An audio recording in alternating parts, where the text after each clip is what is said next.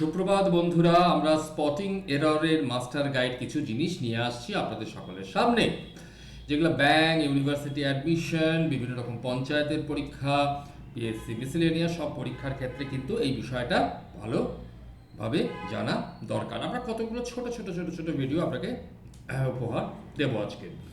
আমি অভিষেক ব্যানার্জি, এসেছি প্রেপস্ট্রমের পক্ষ থেকে।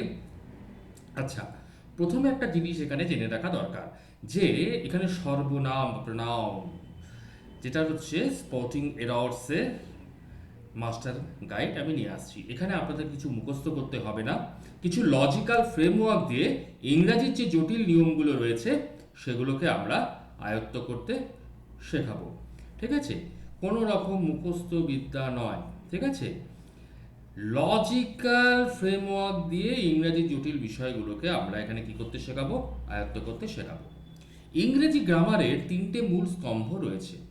ঠিক আছে, তিনটে মূল স্তম্ভ। প্রথম হচ্ছে সাবজেক্ট সিকোয়েন্স।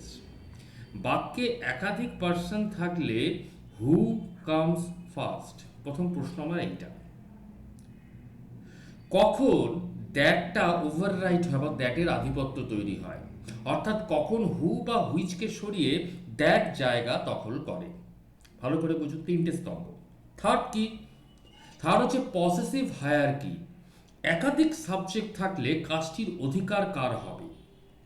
এই যে তিনটে বিষয় আমরা এখানে যে তিনটে বিষয়কে নিয়ে আমরা এখানে কাজ করব, পসেসিভ হায়ারার্কি, দ্যাট ওভাররাইট এবং সাবজেক্ট সিকোয়েন্স। ঠিক আছে, এই নিয়ে আমরা কাজটা করব। প্রথম আসছে পিলার 1। এই পিলার 1-এ কি হচ্ছে? সর্বনামের সঠিক ক্রম বা সিকোয়েন্স অফ প্রোনাউন্স। প্রথমে আমাদের কি করতে হবে? প্রথমে হচ্ছে সেকেন্ড পারসন থাকবে, তারপরে থাকবে থার্ড পারসন, তারপরে থাকবে ফার্স্ট পারসন। এটা হচ্ছে ভ্যালিড সিকোয়েন্স। অর্থাৎ যখন কোনো একটা বাক্যে একাধিক পারসন একত্রে সাবজেক্ট হিসাবে বসে তখন তাদের এই ক্রমটিকে মানতে হয়। অর্থাৎ you, he and I are working in the same office. দেখেছেন? কিন্তু আমরা কখনো করব না আই, ইউ অ্যান্ড হি। আমরা কখনো করব না আই, হি অ্যান্ড ইউ। না, কি করব? ফার্স্টে সেকেন্ড পারসন, তারপর থার্ড পারসন, তারপর ফার্স্ট পারসন। এটাই হচ্ছে valid sequence. You, Tapas and I are going to market. You, Tapas, Tapas হচ্ছে থার্ড পারসন, তাই তো? আই হচ্ছে ফার্স্ট পারসন, ইউ হচ্ছে সেকেন্ড পারসন, বাকি সব থার্ড পারসন। তাহলে সিকোয়েন্সটা বোঝা গেল। প্রথমে সেকেন্ড পারসন, তারপর থার্ড পারসন, তারপর ফার্স্ট পারসন। ক্লিয়ার? এবার হচ্ছে পিলার 2, দ্য দ্যাট ওভাররাইট। কোন কোন ক্ষেত্রে এই যে হু রয়েছে এবং এই যে হুইচ রয়েছে, এই দুটোকে আমরা ওভারকাম করে চলে যাব। কোন কোন ক্ষেত্রে এই দুটোকে আমরা ইউজ করব না, তার পরিবর্তে আমরা দ্যাট ব্যবহার করব। কিরকম? নির্দিষ্ট কিছু শব্দ বা পরিস্থিতিতে, সেটা কি হচ্ছে?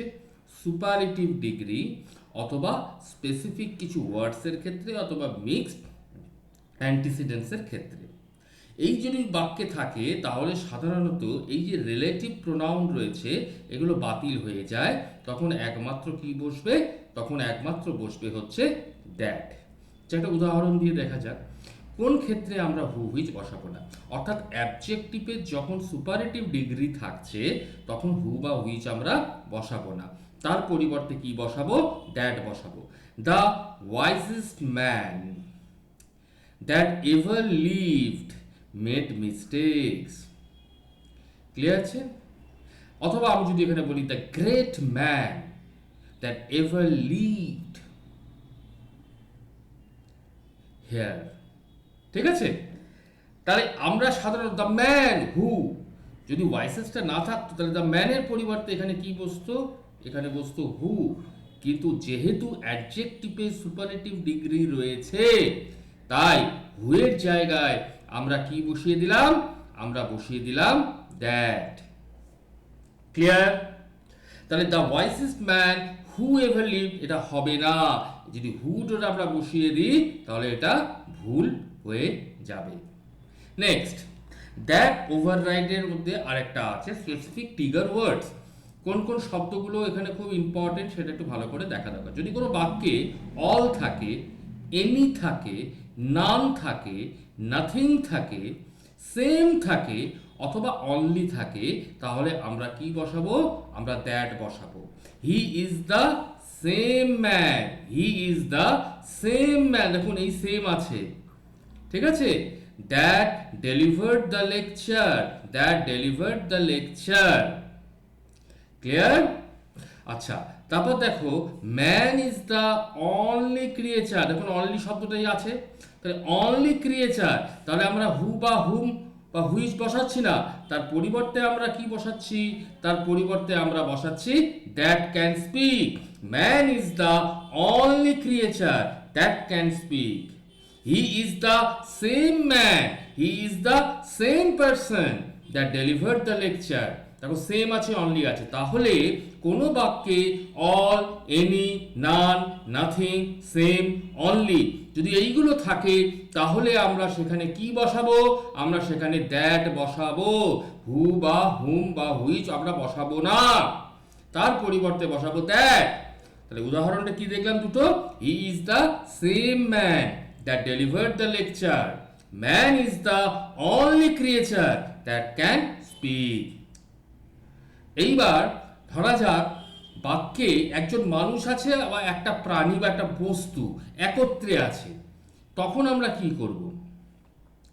তখন কিন্তু এই যে হু বা হুইচ এটা বসাবো না, এর পরিবর্তে কিন্তু সেই দ্যাট হবে। দেখো এখানে একটা মানুষ আছে আর এখানে একটা ঘোড়া আছে, এই দুটো একত্রে আছে, তার মানে আমরা কি বসালাম এখানে? আমরা দ্যাট বসালাম, ক্লিয়ার? তার মানে জন, জন হচ্ছে the name of a man and his horse, এটা হচ্ছে একটা প্রাণী। জন হচ্ছে মানুষ অ্যান্ড হিজ হর্স, সে হচ্ছে প্রাণী। দ্যাট, দেখুন এখানে হু বা হুইচ বসছে না, কি বসলো? That were crossing the road met with an accident, met with an accident, clear? এবারে দেখো পসেসিভ হায়ারার্কি, আশা করি বোঝা গেছে ওটা। যখন বাক্যে একাধিক পার্সন সাবজেক্ট হিসাবে কাজ করে, তখন কাজটির মালিকানা কার হবে, অর্থাৎ পসেসিভ প্রোনাউন কে হবে, এর একটা সুনির্দিষ্ট ডমিনেন্স বা অধিক্রম আছে। ফার্স্ট পার্সন হাইয়েস্ট ডমিনেন্স পাবে আই অথবা উই, ঠিক আছে। তারপরে ডমিনেন্স আসছে কার? সেকেন্ড পার্সন ইউ, এবং শেষে পাবে কে? থার্ড পার্সন হি, শি অথবা নেম। তাহলে হায়ারার্কি লজিকে কি হচ্ছে? Second person plus third person. যদি সেকেন্ড পার্সন ইউ থাকে, তার সাথে বসবে third person he, she, name, তাহলে ইউ এখানে হি এর ওপর আধিপত্য বিস্তার করছে, ঠিক আছে। তাহলে ইউ যেহেতু করছে, তাহলে ইউ অনুসারে কি হবে? যদি ইউ তো এখানে করছে, তাহলে ইউ অনুসারে হলো your. You and he must finish not their your work on time. You and he must finish your work on time, clear? Next, তাহলে ফার্স্ট পারসন কি থাকছে, তারপরে হচ্ছে সেকেন্ড পারসন। ফার্স্ট পারসন কি পাচ্ছে? ফার্স্ট প্রায়োরিটি পাচ্ছে, ঠিক আছে। তাহলে you and I must reach the seminar hall with our paper, not with your paper, কারণ ফার্স্ট পারসন হাইয়েস্ট পসেসিভনেস পাচ্ছে, প্রায়োরিটি পাচ্ছে কে? ফার্স্ট পারসন, সবসময় মাথায় রাখতে হবে। তাহলে you and I must reach the seminar hall with my paper, না with our papers, with our papers. এটি ভুল, বহু বচন হবে সবসময় আওয়ার, সবচেয়ে শক্তিশালী, তাই আওয়ার বসেছে এখানে, ফার্স্ট পারসন সবচেয়ে শক্তিশালী, ক্লিয়ার? তাহলে এই যে প্রোগ্রেসিভ সিনথেসিস ম্যাট্রিক্স যেটা আছে, প্রথমে হচ্ছে subject one you, second person, রেজাল্টে কি হচ্ছে? ইয়োর হচ্ছে। তাহলে হি যদি থাকে, ইউ এর সাথে যদি হি বা শি থাকে, তাহলে রেজাল্টে আবারই ইয়োর বসবে, কারণ সেকেন্ড পারসন ডমিনেন্স করছে। সেকেন্ড পারসনের সাথে যদি সাবজেক্ট, প্রথম সাবজেক্ট হচ্ছে সেকেন্ড পারসন, দ্বিতীয় সাবজেক্ট হচ্ছে ফার্স্ট পারসন আই, তাহলে রেজাল্টে কি বসছে? রেজাল্টে বসছে আওয়ার, কারণ ফার্স্ট পারসন ডমিনেন্স করছে। তাহলে গোল্ডেন রুল কি? First person greater than second person, greater than third person. তাহলে বাক্যে যে পার্সনটি হায়ারকিতে ওপরে থাকবে পসেসিভ প্রোনাউন তার অনুয়ায়ী হবে। পসেসিভ প্রোনাউন ইয়োর, আওয়ার, দেয়ার, এইগুলো। ঠিক আছে, আশা করি এই বিষয়টা পুরোটা ক্লিয়ার হয়েছে। এই নিয়ে কোনো রকম প্রবলেম আশা করছি হবে না ইংরাজি লিখতে এবং এরর কারেকশন করতে। সকলে ভালো থাকবেন, নমস্কার নেবেন। যদি এরকম ইংরাজি ক্লাসে আপনারা যোগাযোগ করতে চান তাহলে অবশ্যই আমাদের কন্ট্যাক্ট নাম্বারে যোগাযোগ করতে পারেন। এই ভিডিও ডেসক্রিপশনে আমাদের কন্ট্যাক্ট নাম্বার দেওয়া থাকবে। তাও আমি এখানে বলে দিচ্ছি 9002117023। সকলে ভালো থাকবেন, সুস্থ থাকবেন। আশা করছি আপনাদের পরীক্ষা ভীষণ ভীষণ ভালো হবে।